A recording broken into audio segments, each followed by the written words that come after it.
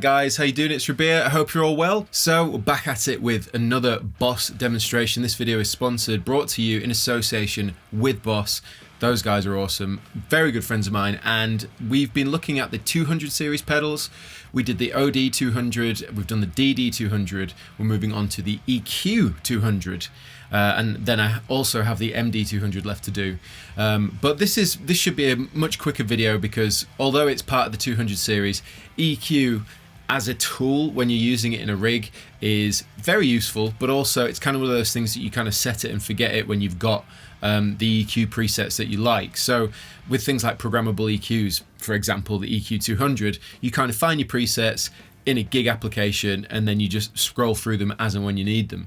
So I'm just going to show you how to use this pedal, how you can sort of route the outputs differently, very quick stuff, and we're just going to have a little mess around with it, to be honest, so I can show you the benefits of using it. I'm going to be using the EQ-200 in the loop of my VX-100. If you've seen a video I did on the Walrus EB10, which was an EQ boost, I put that in front because of the boost function, and also it felt like a in front of the amp pedal that you can really shape the sound of your amp, whereas the EQ-200 for me is way more of a utility pedal that you put in the loop of your amp and you can affect the voicing of the power section of the amplifier. So you know, you can really change the character of the amplifier, which is very useful in this application. So yeah, VX100, I've got a JP15 and we'll mess around and I'll show you how it sounds running into the Universal Audio Apollo X8P interface. Let's check it out.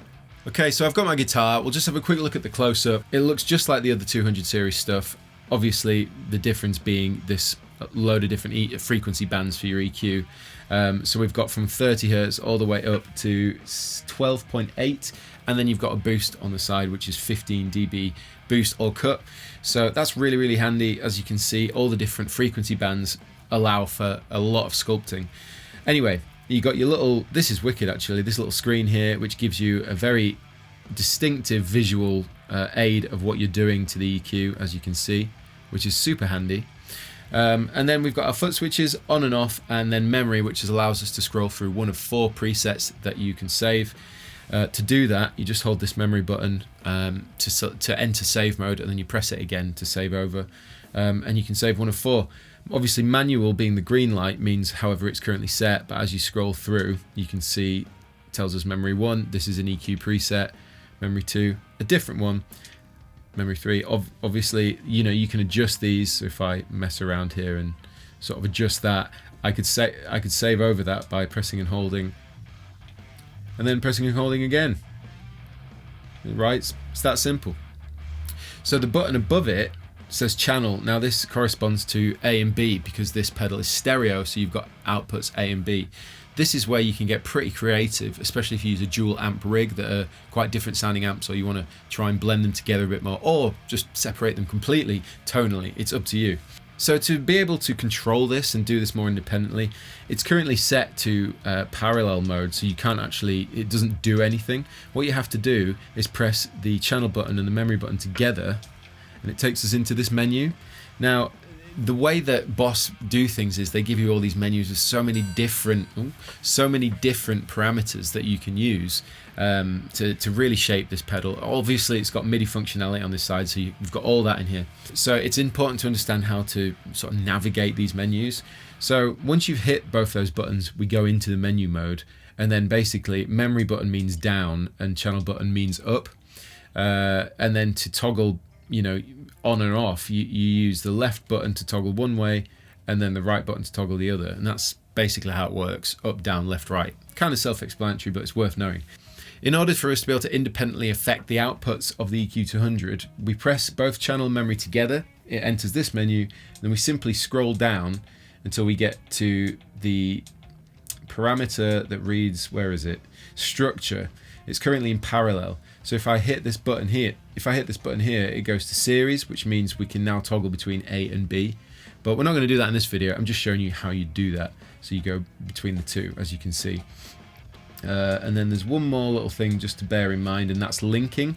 So it's currently linked to off. If you put link on, it will affect the EQ of both outputs, irrespective of them being independently controlled. Whereas if you turn it off, it means you can send one type of EQ out of output A and the other out of output B.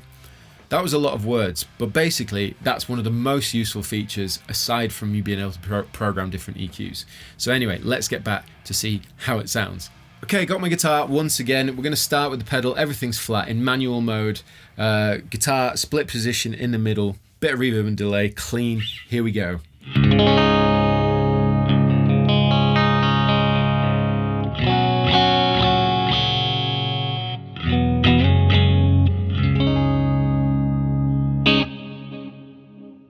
Sounds really nice. So the first thing I'm going to do is show you how effective this can be because it's in the loop. So I'm going to go for like a notch filter sound. So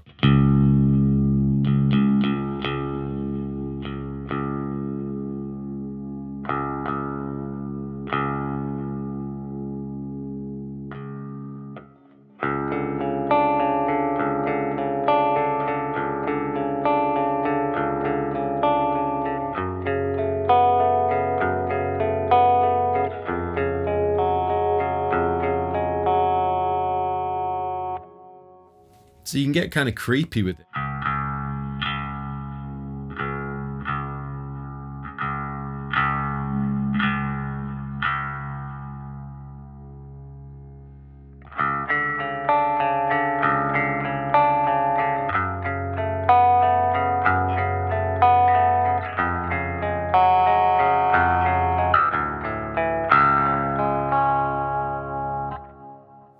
So really, you can, obviously that's a really cool effect. As a preset, you could use it at the beginning of a song. Reminds me of a song by Perfect Circle off the 13th Step, and I cannot remember, but it's basically that kind of sound, and it's really useful. Anyway, let's put everything back, and what I'll probably do, as this pedal came in, it's probably been already preset with some stuff.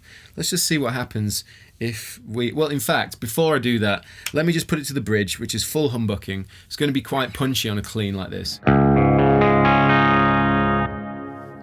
So it's quite thick and a bit muddy. So what I'm going to do is pull a little bit of 200 or 400, 200 out. See if we can clean it up a bit.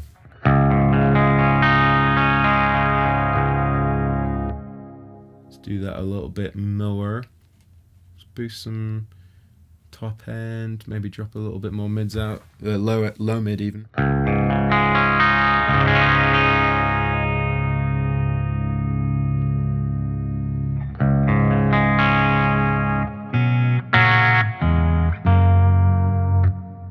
Okay, so this is before.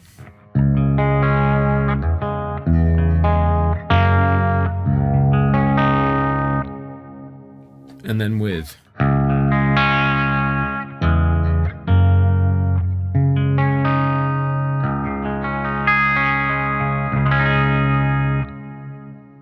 Could probably drop down that top end again.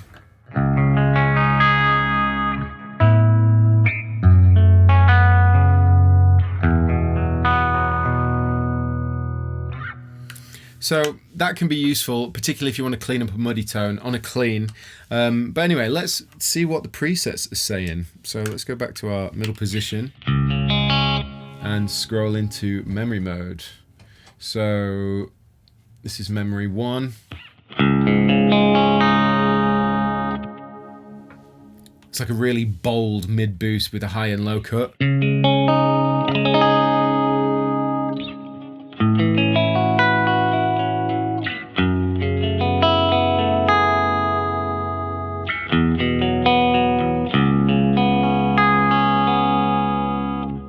It's nice. Let's see what it's like with piezo in.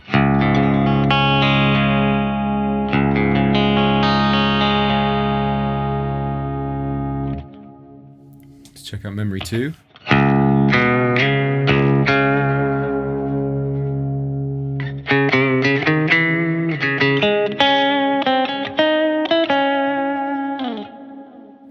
Very pokey for the old piezo. What about this one?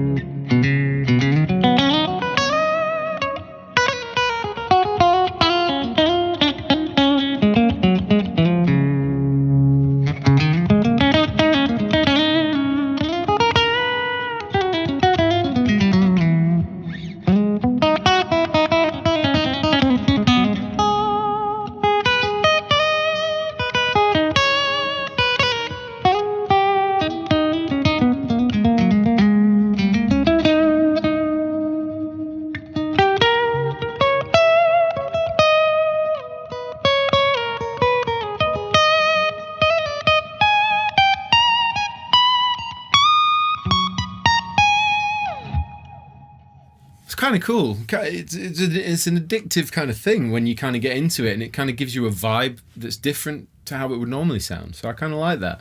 Then what's Memory 4 saying? Okay, so that's a weird like low mid cut.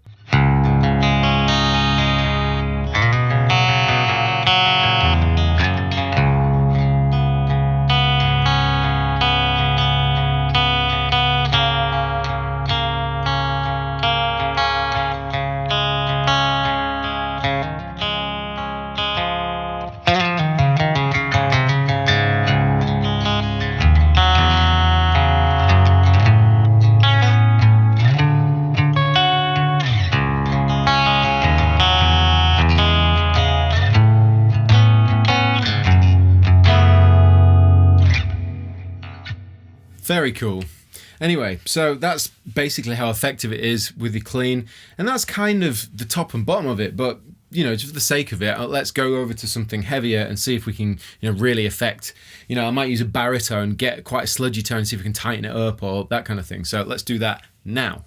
Okay, so now I've got my baritone, and this is the sound of the VX-100 on gain 1 with the preamp focus in. So it's a very intense, high gain, powerful sound. I want to see how much we can mold it.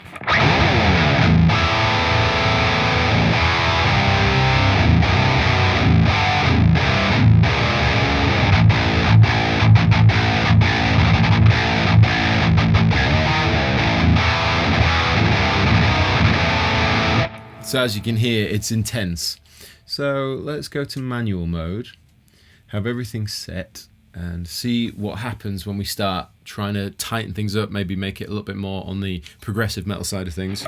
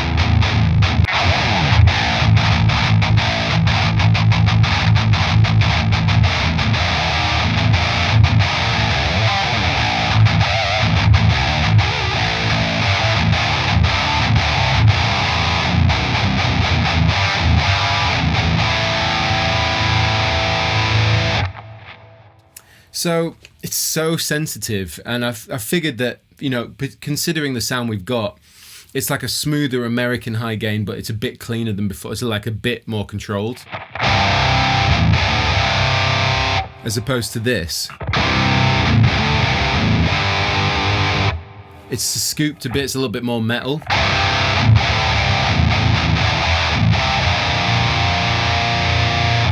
So let's have a mess with the presets. I think preset 4 looks quite promising for... Oh no, which one was it? I think it was preset 1. Oh yeah.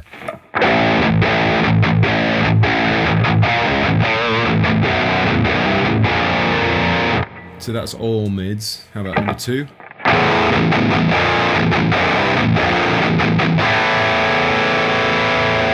Okay, so after a lot of messing around with all the sliders, sensitively tuning this particular example, I found a way of trying to take the sound that we've got at the source and then basically brightening it up and then just cutting a little bit of that flub to give us a little bit of a more present, wider open kind of sound. So this is before. And then this is after.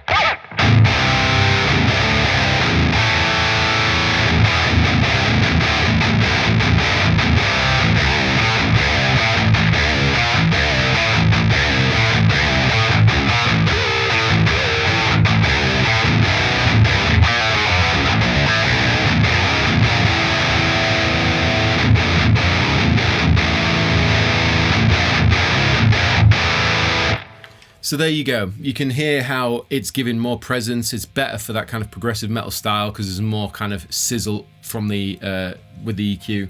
Before, it's a thicker, more chordy sound. It's good for that. But if you want to do more of the progressive riffs and the tighter stuff, something like that is going to help a lot. And then again, you can program that. You can program the notch filter sound. You could just design some sections, sounds around just using an EQ without having to touch anything else. And that's the beauty of programmable EQs. Not only the fact is that it's MIDI as well, so you can hook it up to the other ones and control it all with the whole, headphone jack MIDI cable. But anyway, there is a look at the Boss EQ-200. Again, programmable EQs are really useful. If you've never tried one before, programmable EQs, whichever brand you choose to get, you'll find probably very useful if you program in sounds that, can clean things up, fatten things up, brighten things up, or just boost stuff. I think sometimes EQs are overlooked. Basically, I'm saying don't overlook it, try one out, see what you think. This one in particular is very advanced. There's tons of stuff, like always with Boss products, tons of stuff in it you can use and program and use it in excess with other pedals or whatever. But the thing I like about it and the other 200 stuff is easy to program my 4 patches. I find that very useful. Again, you can split the outputs of this one and send different EQs to different amps, which is really, really useful. If I'm using a dual amp rig, I can control both of them independently and just, tweak some of the harshness or some of the flubbiness or whatever. So yeah, it's a cool pedal. I think it's useful. So anyway, I'll put links in the description box below. Let me know what you think. Comments in the comment section. Like, subscribe and share. Thank you to Boss for sending this over. Thank you all for watching, and I'll see you all very soon.